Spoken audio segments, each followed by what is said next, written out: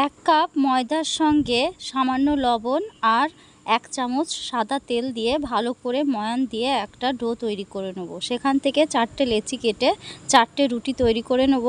তারপর একটা বাটিতে একটা রুটি ঠিক এইভাবে দিয়ে একটি করে ডিম ভেঙে দেব।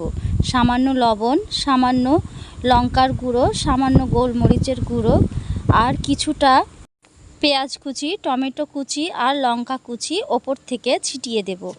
একটি চিজের স্লাইস নিয়ে 4 কুচি করে ডিমের ওপর দিয়ে দেব। তারপর অন্য একটা রুটি দিয়ে হাত দিয়ে ঠিক এইভাবে প্রেস করে করে মুখটাকে বন্ধ করে দেব। তারপর চারি সাইডে যে এক্সট্রা অংশ আছে সেটাকে কেটে তেল দিয়ে তাওয়া গরম করে এটাকে উল্টে পাল্টে ভেজে নেব। ভাজতে একটু সময় লাগবে কারণ ভিতরে ডিমটা কাঁচা থাকে, তাই একটু সময় নিয়ে উল্টে পাল্টে ভেজে নিলেই তৈরি হয়ে যাবে ডিমের এই ইউনিক রেসিপি।